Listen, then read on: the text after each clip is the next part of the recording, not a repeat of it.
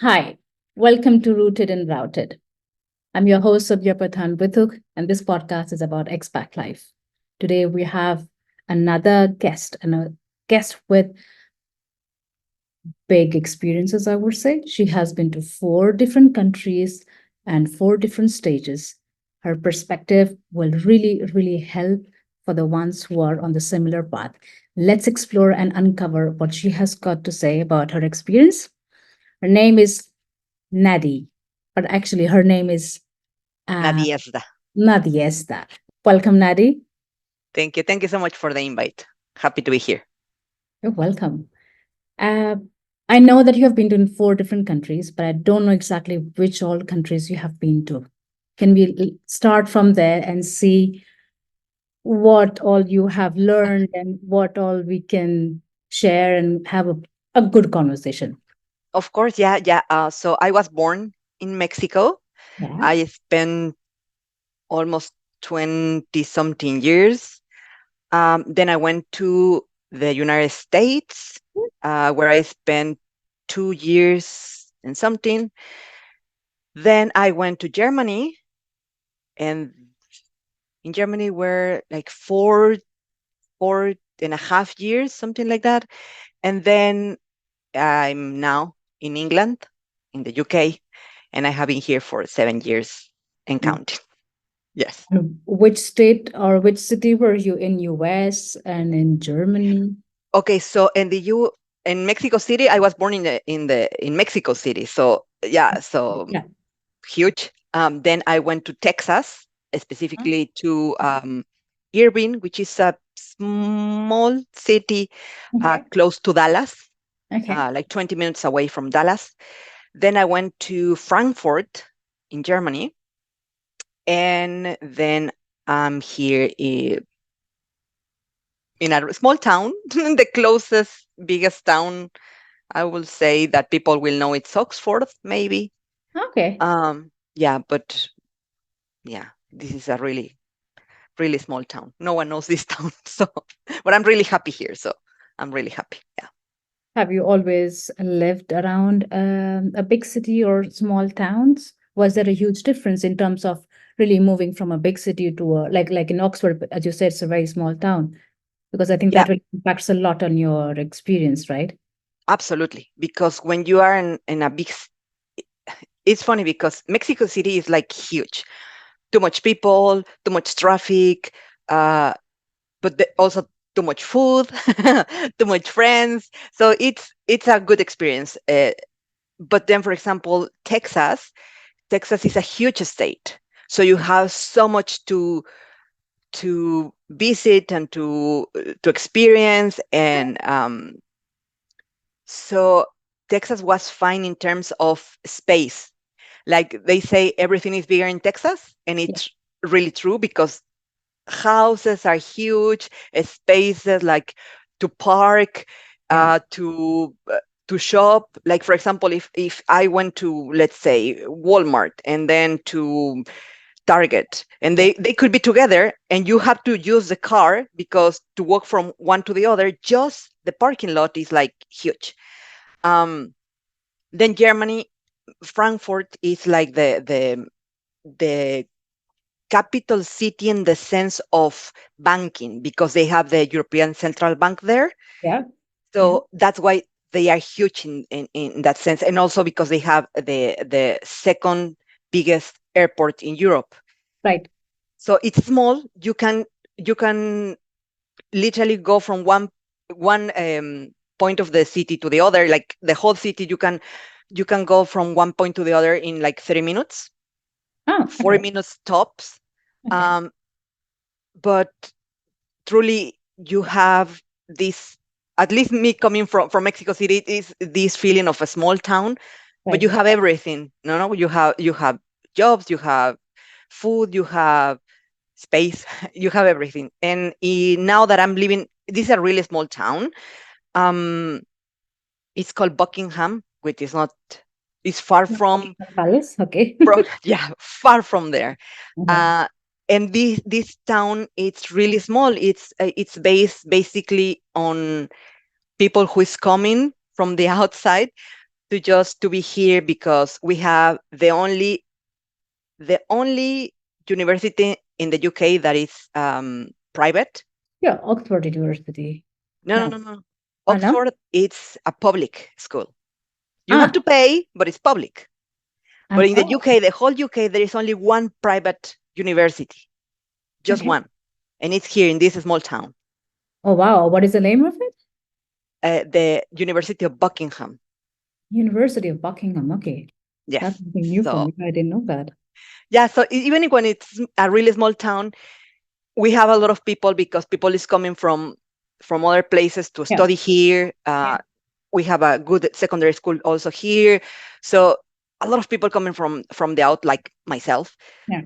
that I was living in another town, and it's small, but yeah, at the same time we have a lot because the university, a lot of people is coming, and it's kind of multicultural in a Yeah. bit Okay. Right. sense. Yeah. Right. I can imagine. Yeah. Wherever there's a university, they say that the town really indeed has multicultural group, and people then like that. I think also in Italy, uh, they say that a lot of places you will find integration difficult because Italians really speak. They prefer to speak only in Italy, but Hmm. it was in Milan, which is quite international, as they say, and also Bologna because of the university there. There are a lot of students come there. Then automatically you have the crowd where you can meet who are speaking in English. Yeah. And like that is, I'm sure, as your town, as you're saying, because of the university, you have this international crowd speaking in English. If you let me, I can tell you a bit of a story that Mhm. because Texas was part of Mexico at some point, and then now it's America, but a lot of people from Mexico live there, who were Mexicans that now they are Texans. Anyway, Texas is a place where a lot of people speak Spanish, and there is an advantage that I didn't know that there was there. Yeah. But once I went to a place with my friends, and they were is one of these places where you pay by kilo. So whatever you can buy vegetables, meat, um, cheese, whatever, and everything. They put it on the same plate. And if it's like 1 kilo, then it's this price. 2 kilos is this price. Yeah. But always in kilos. Yes. Or grams. Yeah. Okay. But it's Okay. like 1 kilo and 300 grams. Anyway, I went there and I was like, what about if I want more? Do I have again to, go to the line Yeah. and my friends say yes, and I was like, this doesn't make sense. And because at the beginning of the line, there were the catering people were Mexicans, Yeah. and then they were speaking in Spanish, and I say, hey, do you speak Spanish? Where are you from? And he was like, I'm from Guadalajara, and I'm from Mexico City, and like all the excitement that we are both Mexicans. So I told him, can you explain me how it works? Because Yeah. it's my first time. So he explained about the kilos, about where to go, etc. And then I said, what about if I want more food? Do I have to make the line again or what? And he was like, no, no, no. There are like a couple of guys sprinkled around the restaurant. They are not really like servers or waitresses, but it's people that will help you if you need more. And I went, okay, thank you very much. Then we went in, we ate everything. And I say, oh, I'm going to buy something for my husband. Um, and my friend told me, wait for me. I will finish and we will both go and order more. And I say, no, we can order while we are eating. And she Yeah. was like, no, there is no waitress here. And I say, yes, well, not waitress, but there is people. And she was like, no. And I say, yes. And she say, no, I have been coming to this place for 4 years and I always make the line. And I'm like, let's try my way. So I call one of these guys and I say, hey, I want to order something to go. And it's this. And he literally, he took like a small notebook, wrote it down. And Mhm. he say, okay, something else. And she was like so shocked. But she reacted like, oh, yeah, yeah, yeah, I want something. And I don't know, 20 minutes later, 10 minutes, I don't know how long it was. They came with the order. Yeah. And she was like, I cannot believe that I have been coming 4 years to this place, Yeah. and I never knew about this hack. And I'm like, well, I was told the hack by the people who make the the food, right? And she was like, I do have to learn Spanish because in Texas is really an advantage. And I'm like, well, maybe you should. You helped a local, looks like, right? Yeah, Should be the other way around, but okay, there it is. yeah. I think this is your story in Mexico, but I think the same you also experienced in other, like in Germany, like in UK as well right now. You said that you have traveled at different stages all in all these places, right? So in Texas, Mhm. I think you had just one kid, No, I was pregnant with and you were my pregnant first then. kid. Yeah. Okay. So I had to change doctors to understand the health system, to get insurance. That was my next Um, question. Exactly. Like, okay, how was the healthcare system there? And how do you see the difference in these countries? Because from there, if you said you were pregnant in Texas, did you give birth to your first one there, or was in it Texas. okay? Yeah. So he was born there. Can Yeah. you tell us how your experience was? So from Mexico, I had my gynecologist, Yeah. and she was the one like carrying me through the whole pregnancy, or should be the one carrying me through the whole pregnancy. And at some point, I say, I'm moving to Texas. So it felt like, okay, I have to find new this new person who is gonna help me with through this. And no, it's different because they have like a full clinic, a full hospital for you, and then you go and there are um, a receptionist and who will tell you come here, go there, and then you go in and there comes the nurse, and the nurse will do some things, and then there's like an assistant to the gynecologist that Yeah. is like doctor but not nurse, not doctor, something in between. Yes. Yeah. And for example, she can perform a scan, for example. She can do a lot of things, and then like they collect everything, and then the gynecologist come and she will say, okay, reading my notes, okay, you are here, you need this, blah, because with them it's only 15 minutes. You have 15 minutes to ask, to say, to tell everything. uh, but because they have everything, they give you the they tell you whatever they have to tell you, and then you have those moments to express whatever you are feeling or to make questions or whatever. So I felt that it was different a little, obviously in Mexico, because I had this one person, and I always spoke with the same person, to go through like some different channels to get to the end. So it's like you had a dedicated gynecology in Mexico, and Yeah. in US, you had, but then that was just for 15 minutes. And did you Yes, have every next appointment? Did you had another doctor, or did you had the same doctor? the same doctor, but when you deliver, Yeah. you don't know which doctor is gonna be in the delivery room, Ah, because they take turns. Like this weekend will be this doctor, the next weekend will be the other doctor, and so on. like a shift, like yeah. Yeah, And then randomly, if at all it is your day to be in the hospital for delivery, do not expect your doctor. It may be anybody who is there on the shift. Okay, okay, I get it. yeah, Yeah, yeah, yeah. But it's this. What I understood is that the doctors were from the same praxis, yeah. so you will have met the doctor previously. Okay. Um, but at the end, because which is very different from Europe. In Europe, they will let you go until it's time for you to deliver naturally. I guess it's like 42 weeks when they start like kind of panicking that you haven't give birth. But Yeah. in the States, they say 40 weeks. So you are in week 39.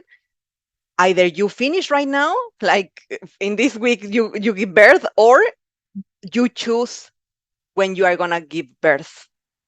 So Wow. I got to choose when to Okay. give birth. It was at the end it was natural because they they have to induce you somehow, but because I don't know, my kid was like, no one is taking me out of here. I'm gonna do it by myself. So he started like all the work by himself. And just because of that, because it was planned, then my doctor was there. But otherwise, I would have been giving birth with a random Doctor. doctor. Yeah, Wow. trained but random. Yes. Right. Yeah, that the one that you don't know. And they just Hmm. look at your file probably and then okay, they know what to do. So yeah. Yeah, And in Germany, it was better or different? very different. Yes. Yeah. I went to Germany in a moment when you you have to go to the doctor, your GP, and they will say, okay, you have this or that. Go to the dermatologist or go to the ophthalmologist or Okay. whatever. But when I get there, there was like a new law that you could refer yourself to the doctor, that if you knew, like, oh, I have something on my I- skin, yeah. so I will go to the dermatologist. So that was nice because I didn't have to go through Yeah. a previous appointment. So that was nice. I feel like in Europe is different. In Europe, they do more like they are trying not to use as many antibiotics. Yes. So they try to cure everything with tea and paracetamol or ibuprofen. Oh, So it was kind of challenging to have to feel that you need something, and they are like, no, just chamomile tea yeah. or just ibuprofen. So it was More holistic approach, I would say, maybe. yes. So And in US is indeed more of medicines and yeah, yeah. that is different. Yeah. I've lived in Belgium. For me as well, it was different in Belgium than Hmm. in India. My kid was born in India, but then later on when we moved to Belgium, and then there was a need. Of course, you need to go to the hospital, and it's nice, but yes, different, a bit more organized. But indeed, they're more into holistic approach. They don't want to give medicines unnecessary, and they keep on stressing the part that okay, your body is intelligent enough to deal with certain situations, and we probably just panic more. So they really calm you down. So I feel that approach is quite nice. They really calm you down because if you go to other countries, they will just give you medicines and you are there with antibiotics or whatever, and your body gets used to that. So Exactly. I think in certain way it doesn't help. So the holistic approach I really prefer. Yeah. Hmm. And Yeah. then from Germany, you moved to now UK. Did you had Yes. another kid? How many kids do you have? I have two. Yes, and the second one was born here in Oxford. In fact, yes. The kids were, I think, kids started going to school in UK, not in Germany, I guess, right? Yeah, like formal school, yes, in the UK, because in Germany you go to the kindergarten until you are 6 years old. 6 years. So in here in England, you start like formally some some kind of school training at Mhm, mhm, 4. mhm. Yeah, So yeah. it's like 2 years before. So that's shocking because my daughter is now experienced the full UK cycle of a school system, but my son was first like just in Germany playing, having fun, not doing much, and then More he like came a here. preschool. Preschool, I would say, right? Like a preschool. We call it kindergarten and early years. Well, in Germany it's called kindergarten. Okay.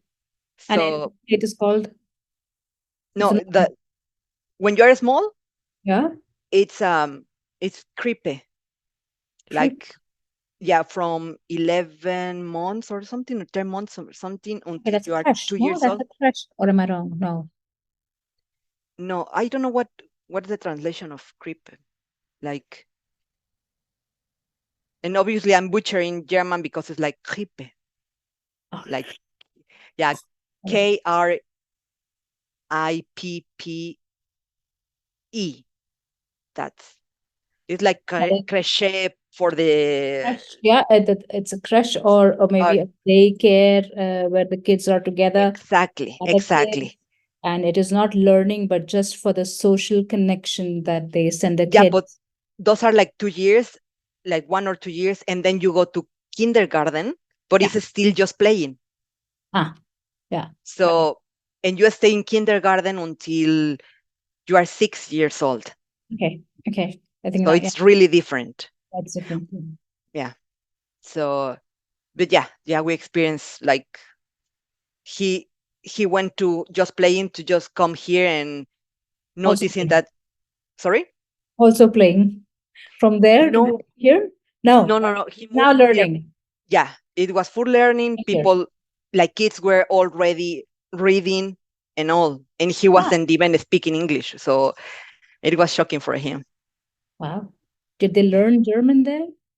I don't think so. He No, no. Like, so my kid was like fluent in German and in Spanish, obviously. So when we moved to the UK, he went to school and everyone were speaking in English, so he had to learn. Wow, that must be a challenging for you, right? I Yeah, mean, yeah, I think you could speak English because you were also in US, but yes, for kids, it's quite difficult. It's quite different. yeah. But I guess it was somewhere in the back of his mind, because when we were in the States, he was like saying small things like car, uh, Yeah, house, mom, whatever. yeah, the words, yeah. Yeah, so I guess it wasn't that difficult, but How, it's still a challenge. how long did it take for him to pick up those language? Because sometimes expats think that if their kids are in non-English setup, like yeah, like you came from Mexico, for them Mhm. the biggest challenge is how do we teach our kids English immediately, or how long does it take to learn or adapt? So, for example, my kid coming from the States to Germany, he literally stopped speaking any language for 3 months. It was scary because he was non-verbal for 3 months. Why? I guess German was, So strong, yeah. yeah, and he couldn't speak any Spanish at all. So I will say he will say like water or basic stuff, but coming from mom, I want this, or mom, help me, or like Yeah, small sentences yeah, to say it, like just pointing, because yeah. he couldn't speak because of the shock, I guess. So after those 3 months, he started with some German, and the Spanish came back a little bit after that.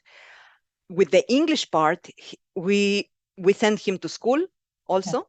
yeah. So the teachers were really nice. The teacher was trying to say, like, at least he was like, I don't know, having math, and instead of saying 1 plus 1, she will try to say like uno más uno. So my Okay. kid will like, okay, they are trying. Um, but yeah, it took him like maybe 3 months to just start like feeling more confident and saying a little phrases here and there. And by the end of the year, he was reading. He was almost at the same level as the others. I think that is a big help if you have a supporting teacher from the school. Yeah, it really Absolutely. helps a lot. More than the parents, I feel the educational system, if they take it, if they identify the struggle of an expat, moving in expat kid and non-English speaking, if Yes. they can support that, I think that really makes our life quite easy. And Yeah, then but you have we are yeah, okay. Kids are now learning, so I'm good.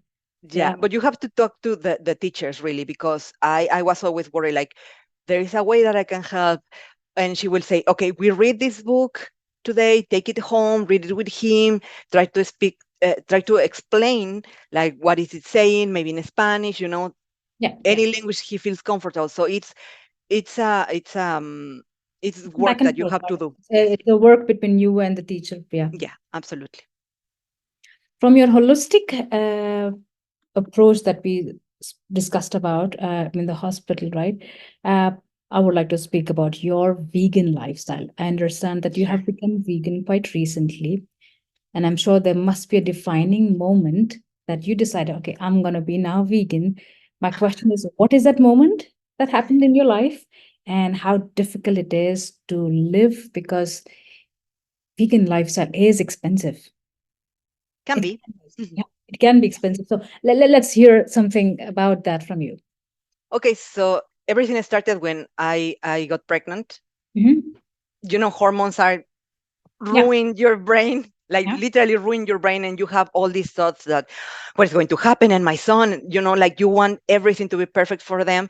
And then I was like, the world, like literally, I thought the world is ending. There is no world for my kid to live in, so I have to do something. So I start like reading.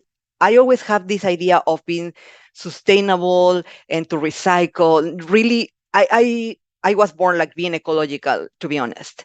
And then when I had my kid, I was like, I need to do something to offset the carbon footprint, at least mine Right. or Right. his, or like to do something. Yeah. So what I did, I started like doing some recycling. Uh, but then in Mexico, that's something that you don't do. At least when I was living there, so I was like, this is pointless. What can I do? I s- I started with the small things, but then I moved to the States, and then I say, okay, it's easier here because they have products like soy milk, and they had back then almond milk, Yeah. and that was it. There wasn't oats, there wasn't And hemp, and all these yeah, news. yeah. Yeah, no. But at least that was something. So I tried a little bit of changes, like, but I never left. Like it was difficult to do the full I the can full imagine. transition. Yeah. Uh, and then I moved to Germany, and I say, okay, I cannot go back to the same milk because I don't feel comfortable. And even my husband was like, yeah, let's keep the soy milk. And then I found, you know, a recipe here, a recipe there, and I did some changes, small changes. But then there was one point when I was watching a TV show, and there was this guy that everyone knows. It's Pacey from Dawson's Creek. You know Dawson's Creek? It's a really old TV series. Okay. No. Maybe millennials or you know Gen Okay. X will know, but it was a thing back there. So Okay. this guy went to television and said that by 2027 or 20 something, the Manhattan Island will be underwater because all the climate change stuff that it was happening. So I was like, like something like I don't know, like my heart was like, oh no, I need to help. So I say, okay, tomorrow I will become vegan. And what I did, I went to internet, check what can I have as a breakfast. Mhm. I went to the store, I checked that, I buy whatever I had to buy, Yeah. and next day I was vegan. And I suffer because obviously I did it the wrong way. That's not the way to do it. But because I already have some products like milk or cheese that I knew the ones that I liked, um, it wasn't like something that made me go back because some people do it wrong and go back to just be Yeah. herbivores like everyone else. Yeah. Yeah. Um, but for some reason it worked. I survived, and now I'm more into how can I make my food be more meaningful. Me. Like it's not just having something vegan; it's having protein, but carbohydrates and vegetables, and like a full plate Yeah. that really nourish me, like my Yeah. soul and my body and everything. So that's I what I'm get. into. But I think it is quite expensive as well. I mean, if you want to buy almond milk or hemp milk, Yes. right? It's these ingredients unfortunately are quite expensive. So although like I think a lot of people who would like to have a healthy lifestyle or have some healthy things introduced in their life in their diet, it's difficult sometimes to live that way. And I think once you do that, I think the biggest challenge is for you. I'm sure it must be that in the social meetings when Mhm. you're with friends or let's say the parents meeting or I don't know, we are hanging out with some people that they would want to eat some place where there is not much of vegan options. Did you also face that kind of challenge? Yeah, but the UK is pretty good. It's pretty Right. good on that sense because most of the places will have at least one vegan option. Mhm. Um, I have only been in one place where literally everyone was eating, and I just ordered sweet potato fries. That was the only thing for me, And you were okay and with that? coffee. Yeah, because I prepare for that. Okay, you Like if I prepared. cannot research the menu, which nowadays is online, Yeah. if for any reason I cannot get to the menu, I just prepare, like, okay, I'm gonna eat something to be full enough Hmm. if there is nothing, but hungry enough if there is something, you Okay. know? Got it. So yeah, no, the UK is absolutely fine with that. Yeah. Most of the big Yeah. chains, they have something or a lot of options. And the small cafes, they always try to cater for you. Yeah. Okay. Well, I mean, I think there's no harm in trying something healthy, right? And Yeah. it is what touches your heart or what clicks you. Like in your case, you were really indeed thinking of the climate change. You wanted to take yours, you wanted to give your way to the world, your contribution, like Yes. focusing on the carbon footprints. It's also one thing. I think not many people want to talk about it, right? They want to talk Yeah. about healthy lifestyle, but the carbon footprint is something else. And I think there are some apps as well, but okay, I don't know if you also follow that. There are apps where you can see how much are you consuming, and yeah, No, I guess I haven't. all Sorry. right. Yeah. No, I'm a mom now, so I don't have much time. So yeah, but I try, like, for example, with things like food and everything. People say that being vegan is really expensive, but if you buy beans and lentils and vegetables, it's not that expensive. Yeah, Like the I fresh don't. I food, yeah, it's okay. Yes, yeah. I try not to eat too much processed food, because even if you are not vegan, you shouldn't be eating too much processed food. Yeah, So yeah, sure, yeah. yeah, And it's a topic where we can go on and on. I know, right? yeah, We give whether it is like protein, yes, not just vegan, but the whole lifestyle, the holistic approach, whether the breakfast and what is a keto, and yeah, it opens up to a lot of different yeah.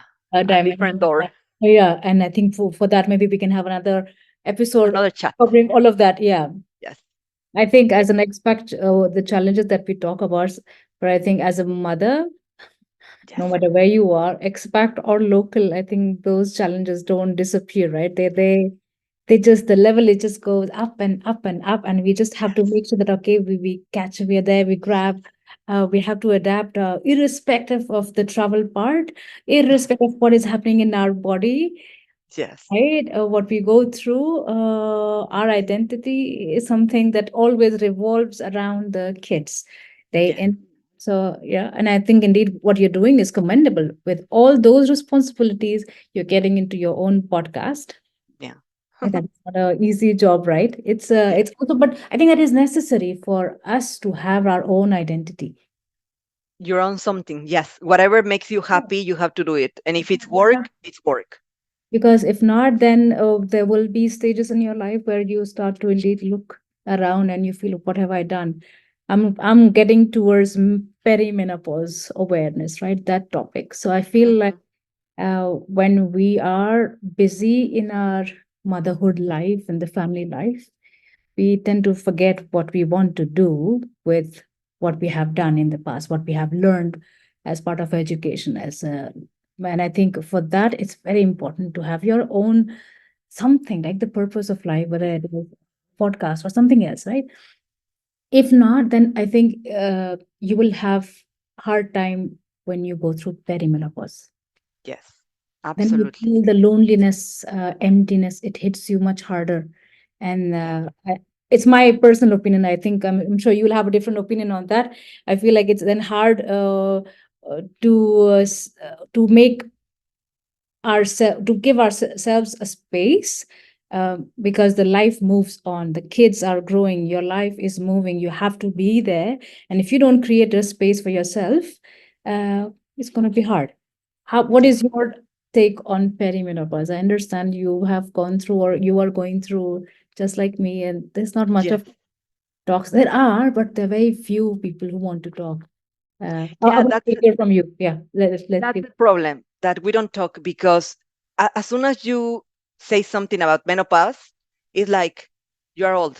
And no, Yeah, yeah, yeah, yeah. maybe you can be 30 or 35 and start perimenopause Mhm. because it can last for 5 years, 10 years, or 15 years.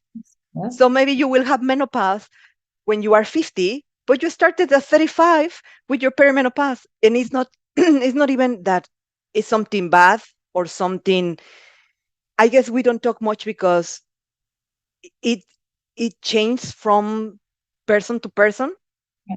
And because sorry, maybe for you it's that you have the brain fog, but for me it's that I have Yes. low energy, and maybe for someone else is losing their hair. And The for symptoms you, are different, right? The symptoms are different. And yeah, many. And you can have all of them or one of them. So if, for example, if you are losing hair, he's like, oh, the water in the UK is so hard that yeah, it's yeah, that's yeah. the problem. Mhm. And you Or don't the look at shampoo, the or the shampoo is poor, and then we talk about, okay, exactly. the more organic shampoos, and the organic ones are quite expensive. Yeah, Uh, exactly. And you change it and nothing happens. yes. And then you have to look, and because I was having like this I feel like I was like scratching myself like all day long. Mhm. And then I tried to talk to the doctor, but that's something like that's not that's not a reason to see you, to be Okay. honest. And then I was like, I had another problem. I got to talk to the doctor on the phone, and I was like, I know that the reason for this was another problem, but just let me ask. If I have this, and this, it could be perimenopause. And she was like, it could be. And It I could. say, can you do something? Not really until you are in menopause. And I was like, but what about like prevention? Yeah, It's cheaper. prevention, or at least make it, there are methods where it becomes easier for you, bearable for you, not making it worse, because sometimes the pain is so unbearable, or the symptoms are so extreme that it really, the mental state of mind is so much, Yeah, yeah, those. we are in a negative zone. We don't like life. How do I say that? We don't like going out. We don't like Mhm. ourselves the way we look, or yeah, feel. Yes, So that nobody talks yeah, about that. exactly. But there is no help. So when you go online and there is people talking about menopause, but not too many people talking about perimenopause.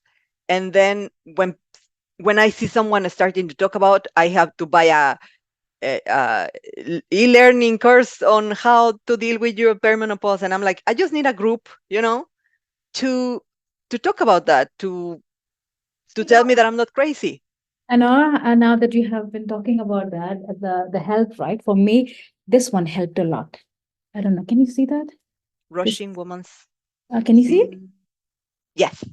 Oh, that one. Oh, So this Dr. Libby Weaver, how do I know her? I did my nutritionist course from Food okay. Matter.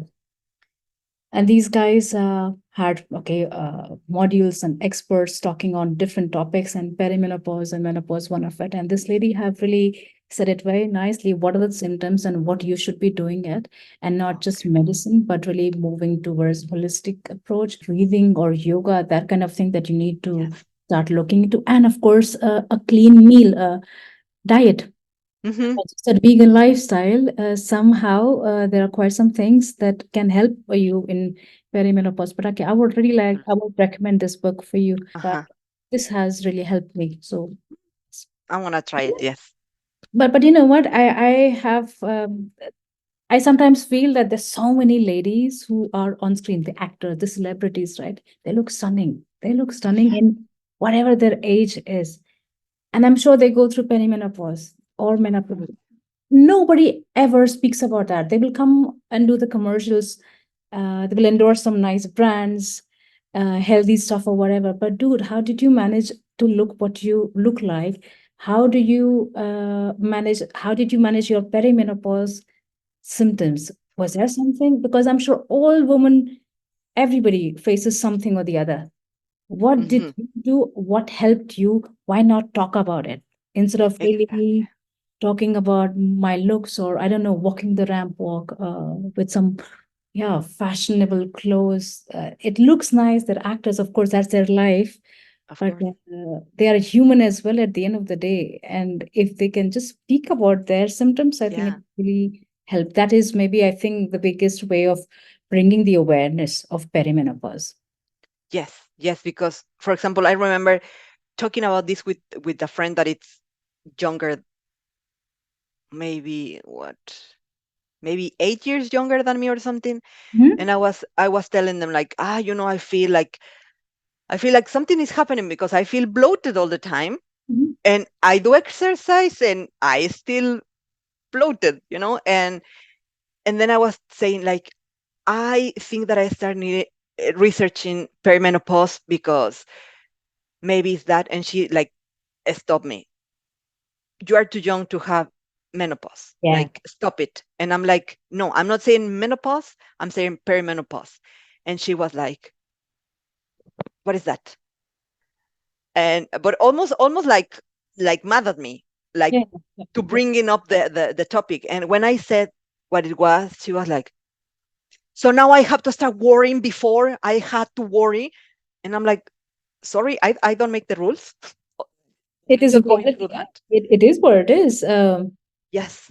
But she was mad at me. And I'm like, you will, I will prefer like someone older than me talking about that, and me at my 30s or 25 saying, oh, if I start doing strength training right now, so I'm not like MMA type Yeah, of yeah, girl, but some muscles, yeah, maybe at this age it wouldn't be so hard for me to grow muscles yeah, or yeah. to not be so tired or whatever, like I will prefer that.